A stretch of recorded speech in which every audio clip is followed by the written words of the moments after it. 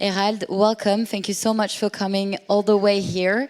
We are delighted to have you, and we'll listen to you about Jakarta. And here you go. Fantastic. Thank you very much for listening to Jakarta, a beautiful city.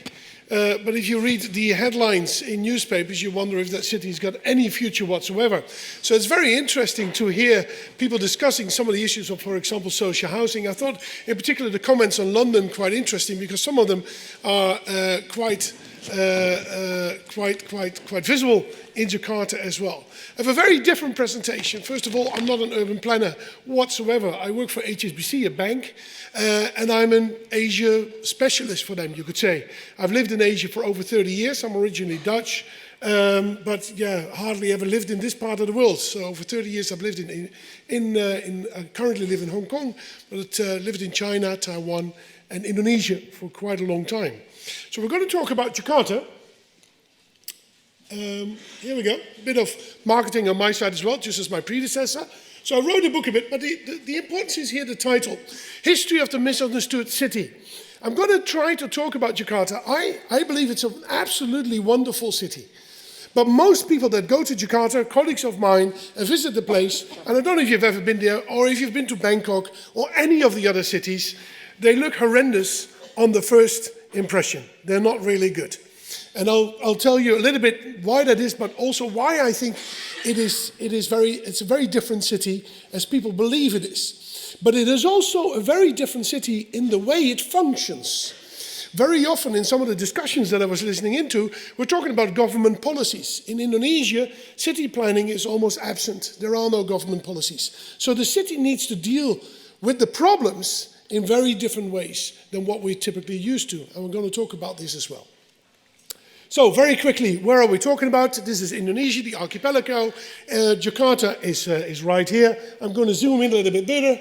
This is the whole city. The greater city, Jakarta, is actually just a little bit around what the red dot is. That's a large square right in the middle of the city. But actually, that's an understatement. The city is not correct. People don't talk too much in Indonesia about Jakarta anymore.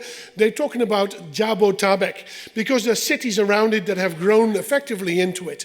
And that's an agglomeration of about, give or take, 30 to 35 million people, depending on the time of the day you're looking for, right? People move in and out of the city. But 30, 35 million people that live in this particular area. Now, this is the city, but now we take everything human-made off and we look at the natural circumstances of this particular town. There are mountains to the south and a lot of rivers going to the sea. If you want to build a city, that's not a place to build a city. It's a bad place. You're stuck in the middle of the rivers. Actually, there was no plan to build a city there. It just happened over time. And I'll explain to you a little bit how that occurred. But the red dot is, again, that square in the middle of Jakarta. Now, the problem is, of course, if you get a little bit of rain, and this is a tropical country, right? In the rainy season, about 4 to 5, you have massive downpours.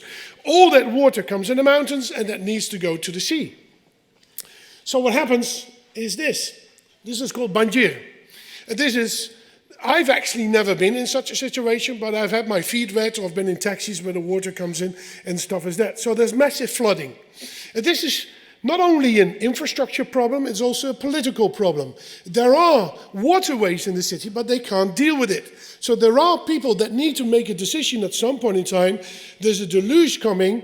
What part of the city am I going to put underwater? And of course, it's the poorest parts that always are underwater and the richer parts that are taken care of. Now, then you have other problems, such as this one. This is your normal traffic jam in Jakarta. It takes, on average, for a lot of people, about 2 hours to get to the office and 2 hours in the afternoon to get back. My brother-in-law, he leaves at about 4:30 or 5 in the morning. That sounds very early, but in a tropical climate, it's cooler. They're Muslims. They start to pray early in the morning, and then they simply go to the office. So they make a living around this.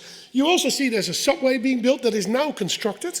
It's about 25, 30 years late, but at least we have one subway line in the city now. A second one is coming soon. So some infrastructure is actually being put in place. But this is a second problem that we have in addition to the massive flooding. But this is the biggest problem. This is the northern part of Jakarta. If you read the FT or other magazines about this city, you wonder if the city's got any future whatsoever. You got global warming, water is rising, and the city is sinking, and that is not a really good combination. When I arrived in Jakarta, you could walk to this is a mosque. Of course, it's not a mosque anymore, but you could walk into this mosque. This is northern part of Jakarta.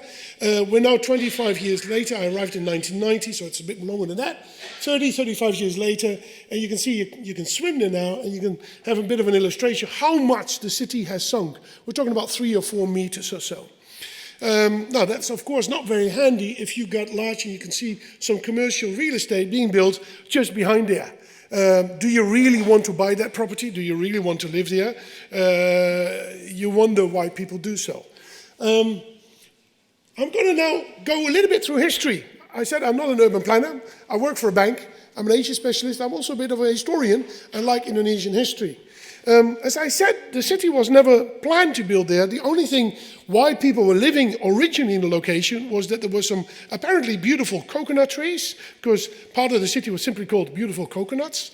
And it was in what they call a tuluk, a sort of a place where it was easy for ships to hang around, trade, and go out without being impacted by the larger currents in the northern sea, the Java Sea there. So it became a port. It had a name, Coconut. Eventually, there were 2 cities, east and west of it, that had a war. One of the cities attacked the other one, and on the way back, they decided, we're going to take this Coconut place in as well, why not? They had a small fight over it, and because they wanted to claim victory over the other city that they had won, they called this the victorious city, that is in Old Malay, Jakarta. And that's originally where the city's name came from. Now, Portuguese traders came in, started to trade. The Dutch came in, the English came in, the Javanese were there, the Arabs were there. They all started to fight. In the end, the Dutch won. And they said, we're going to burn the whole place down. That's the approach they had at the time. They burned the whole place down and built up a whole new city, and that was called Batavia for a long time. Only in the 1940s they changed it. That was when the Japanese occupied Indonesia. They couldn't pronounce Jakarta very good, so they said, can we make it Jakarta? And that's where the name then originally came from. Now, we go back to the very origins. To the 1600s when they built this city. This is a map, but I'm going to show you a picture here. This is looking at the city from the sea. So you look from north to south. You see a castle. So this is now a Dutch city. The Dutch have arrived. They want to trade in this place. They have some warehouses there. And what do? They build a Dutch city. So you got a castle there, they got some housing there. In the back, on the other side of the river, this is called the Ciliwung River, so that is on the, the right side for us. There were also certain gardens where they had some food. And what do the Dutch do? They start to make canals. It was easy to put stuff around. They basically tried to build a new sort of Amsterdam right there. In 1620, when they started to build up this castle, it started to sink as soon as they started to build it. By 1623, they had to stop the whole thing up because it started to sink. And why is that the case? Of course, you got mountains here, you got the sea here.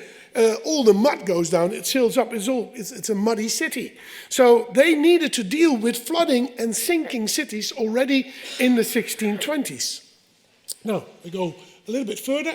This is the same city. It was apparently a very beautiful city at the time. This is called the Tiger Canal.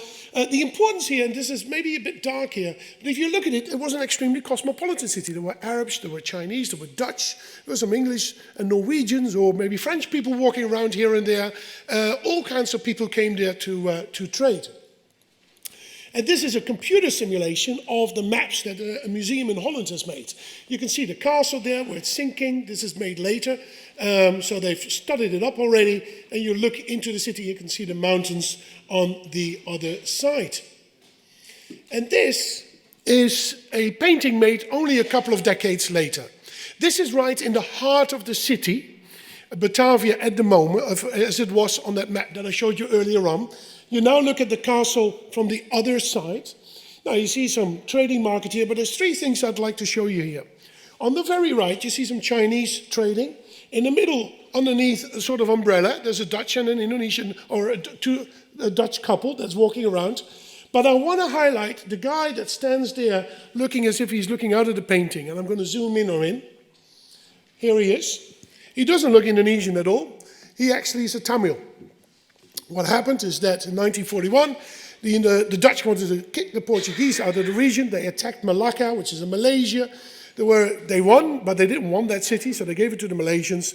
They went back, and a lot of people lived there. There were Tamil and Arab and Indian traders. They moved to Indonesia, to Batavia as well. Now, in those days, the city was separated. You had an area where the Dutch lived, you had an area where the Chinese lived, and now these new people came in, and they said, well, you're going to live in a corner. And actually, if you go into Jakarta ever, there's still a Rua Malacca, where these people used to live, the Malacca Street. The Javanese were not allowed in the city because there were so many of them that the Dutch thought they're going to, just in the middle of the night, they can kill us all and just take over the whole town. But after 5 o'clock, the Javanese had to leave the city, but only the Chinese and those people from India were allowed in. The interesting thing is that those Indians, they started to mingle and create a sort of new identity over the next century or so. And that identity is still there. We now call them the original Batavian people, Betawi in Indonesian. And they have their own sort of dress and they have their own big puppets. So if you ever go to the city, you see the big puppets, you know those are people that are from the original days, the original clans, you could say, from the city. They have Portuguese music. They had, in the past, a darker shade of skin color that is faded over the years. They have Dutch dresses. So they have a very kind of unique culture started to emerge. But you put a lot of different people together, something goes wrong at some particular point in time, and this happened disastrously in the 1700s, whereby the Dutch, in about 3 days' time, killed as many Chinese as they could. It was horrendous, it was genocidal. In 1740, I did some family history. Turns out my great-great-great-grandfather was heavily involved with this genocide, not a really good part of the family history. But the Dutch killed a lot of Chinese, and they said, you can't live in the city anymore. You now need to live just south of the city, and let's make a Chinatown. That was a solution that they came up with. Now, that was one problem. So you have a racial problem in this city. Another problem started to emerge in 1733. All the sailors that came from Europe in those days, that arrived in Batavia, after the first year, 6 of them died. But it could have been a brawl, like in a cafe, in a bar or something like that. And so after the first half year, 6%, and after the first year, 10% of them died. Sometimes diseases. But in 1733, that suddenly jumped up. And after a year, anybody who arrived in the city, about 70% of them died. And the Dutch had no idea what this was. The suspicion was that the Chinese were behind this because the Chinese didn't die. They thought it was in the tea leaves. What they didn't realize is that if you make tea, you cook the water, you boil the water. The problem was the water. It became a dirty city. The city became crowded. The canals were clogging up. The mosquitoes came in. Malaria was everywhere. So diseases became a massive problem. So you now got a city where floodings was a massive problem, where you had massive social inequality to the sense of it exploding once in a while, and you had all sorts of diseases going through the city as well. These are exactly the 3 key problems that Jakarta is facing with right now. So maybe we can go through history and see how the city has dealt with it in the past to understand how it might deal with it right now. And again, there is no city planning, there is a mayor, but he's running for president. He's got a different agenda. So the city needs to deal with it in itself. Now, first of all, what you do, if you live in a city where there's a lot of diseases going out, you're rich, you move out. So the rich people started to move in the land surrounding, ommelanden, called in Dutch, surrounding the city. And some of these places are still in Jakarta. This is now a museum for the National Archives. It's a beautiful old house that still stands there. Now, this is now a map of the city by, say, 1800s, close to the 1800s. We have in the very north the castle with the original city that I spoke about earlier on, with a bunch of canals that the Dutch have built. The red dot is where that house is, what we've just seen, that is now a museum. And what did they do? Oh, no, I need to go back a little bit, because I had some Oh, no, it doesn't work. Doesn't matter. I wanted to bring up these circles a little bit later on.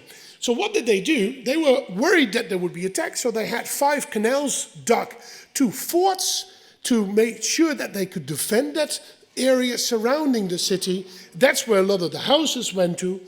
But this became a big magnet, so all sorts of other people were coming in.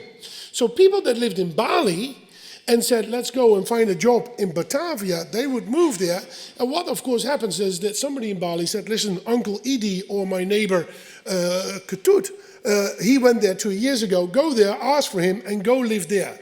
So you had certain areas where the Balinese would go to. That's called Kampung Bali.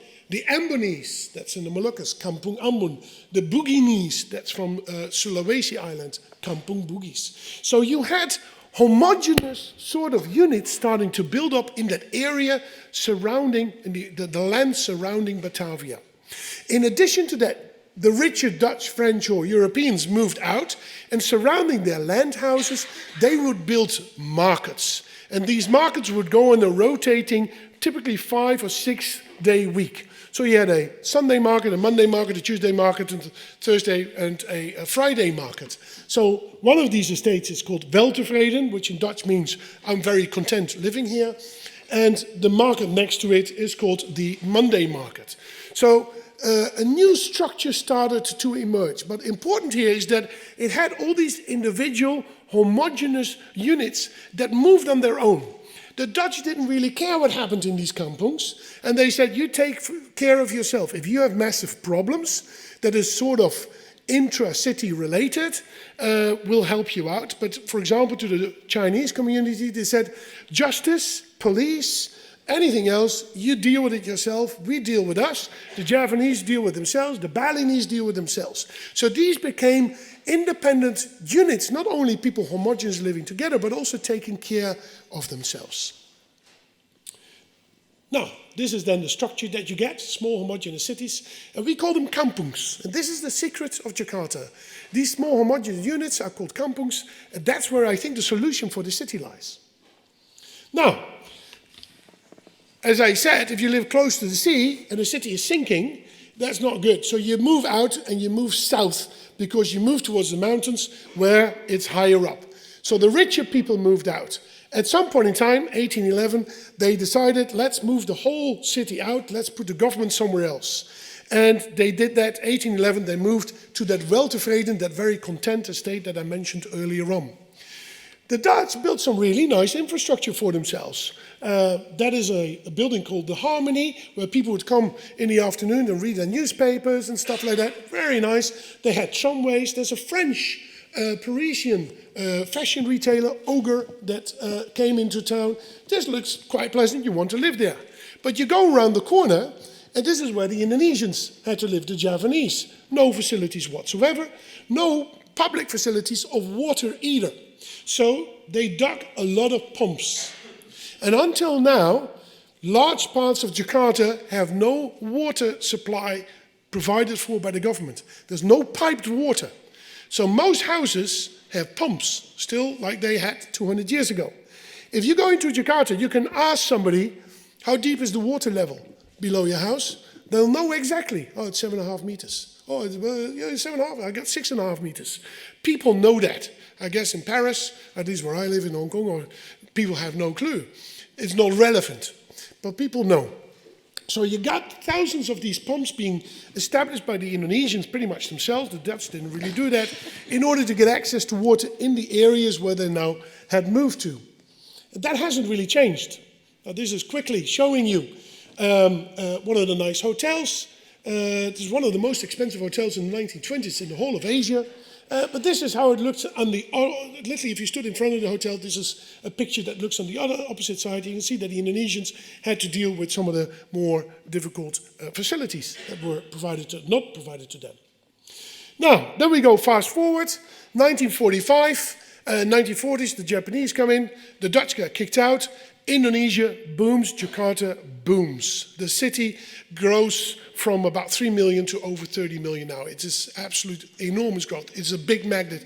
It has always been a magnet, but it was always a magnet, but it was an even bigger magnet now. you can see that everywhere where you walk around in the city, you can get noodles from Aceh, food from Bangka, that's an island off the coast of Sumatra. Surya is a Padangese restaurant, very special, very nice, but also from Sumatra. And the other ones sell stuff that you can get from Java. So all sorts of different people came to Jakarta in 1950s and 60s, and they did exactly what these people hundreds of years did. They said, Uncle Edie lives, you know, he lives there and there. You go there, he might help you to find a job in the informal sector somewhere. And he probably runs a restaurant and you can do something with him. So you got thousands of small restaurants being set up, or small service providers, but always in these homogeneous sort of units where people came together, where the Balinese or the Bugis or the Ambonese, etc., started to live. And over some point in time, the government said they started to formalize that. It was a way for them to start to control the city a little bit better. Now, you get therefore modern Jakarta, it's still sinking. It sucks the water from underneath the city with all the pumps that people have. It becomes a heavier place as well if you put larger buildings on it. So it's sinking on one side into the sea. People move up north, but they're still taking all the water away from underneath the city. So that sinking will continue to about 15 centimeters every year. That's not a good idea, but this is the reality you have to live with. Now, one of the solutions is just to build a whole new capital and move somewhere else. Just close the damn thing, just move off. And this is one of the solutions that they're working on. It costs $35 billion. It's probably going to cost much more. This was $35 billion estimated only a couple of years ago. But they're building on it. There's an election coming up in about a month's time in Indonesia. We'll see what the new president is going to do, but most likely they will continue with it. And the idea is that by 2030, they're hoping to have 1.5 million people in the new city called Nusantara. Now, 1.5 million people doesn't really change the city too much if you got 35 million people living in Greater Jakarta. But that is one of the solutions that you could adopt. But I think there's something else going on. These homogeneous units in the city have been formalized, and everybody knows their own number. Every household has a number, and a unit of, say 50 houses or 100 houses has a number as well. It's called an RT or RW number. It stands for Rukun Tetangga and Rukun Warga, which is just the Indonesian word for neighborhood association. So this is a picture of a street very close to where my wife lives. And there's three things I want to show you. At the very top, this is from Google Earth, you can show for the housing estate where we go in here, where probably maybe 50 houses are, you can see what the numbers are, the RT and RW number. Is also on the street, it's indicated, and you can see they can close this area. It's still a self-contained sort of small unit. They close it in the evenings. There will be a guard who sits there. He knows who comes in and out. In that particular unit, there will be a chairman, a volunteer who lives there, very much an elderly man very often. He's got the name of all the people who live there, but if you have family or friends staying, you should go to his house and write that down as well, so he knows exactly the amount of people in that particular small unit. During COVID, all these units operated suddenly independently. There would be people standing here and then saying, we don't know you, we know the people here, nobody's got COVID, you stay out, we don't know you. So you needed to convince almost these people to come in and say, well, my mother lives there, or my grandmother lives there, and they would then actually check that first before you would come into their sort of estate. So there are millions of these smaller RTRWs, if we can call them like that, in Jakarta. This is a place where I lived, Pasar Minggu, south of Jakarta. It's called the Sunday market for the reasons I mentioned, the rotating markets. You can see again, they can close it off. That White House there is where the civilians, the people sit. And this is how it looks like on the inside. It is very lively, it is very nice. And in a lot of these neighborhoods, actually, it is very clean. And actually, there's not too much traffic in between these neighborhoods either. This is how it looks in the evening. It really lightens up because everybody's got a small shop. People come out, it's tropical. It's a very nice atmosphere. So if you ever go to Jakarta and you think it's a bad city and you see the traffic jams there, you need to go out and just walk around there and you get a completely different vibe. But the secret of the future of the city, I think, lies here as well. Because these people in these units, they take care of themselves. If somebody is sick, the other people in the unit feel compliant to help that particular person. He needs to go to a doctor, he doesn't have money, they'll take care of it. The chairman, the ketua as they call it, he will typically be the one who galvanizes, asks everybody to chip in a little bit of money. But also, if you have floodings and the water is coming into your small neighborhood, well, you need to clean up your own canals. So they clean up their own canals. And if it's hot or other things, you plant trees. So you work with that community together, 50 houses, to make sure that trees are being planted, the gutters are being cleaned, the houses are being painted. You take care of yourself. There is even an Indonesian word for this. It's called gotong royong, which means something like mutual assistance or something like that. We take care of our own sort of thing, but in a very friendly sort of way.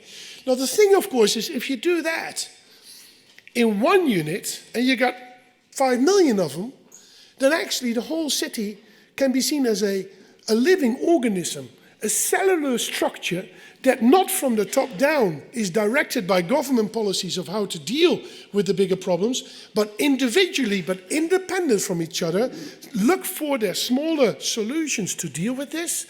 And by adding this all up, actually starts to morph itself and deal with the massive problems that it has. The city moves south, it moves towards the mountains, it cleans up the gutters, it tries to deal with the water that comes in. If you can't deal and there's still too much water coming in, the soccer fields are being dug deep so that if water does come in, the soccer field becomes a capture area for a couple of years, avoiding flood over into some of the larger houses surrounding it.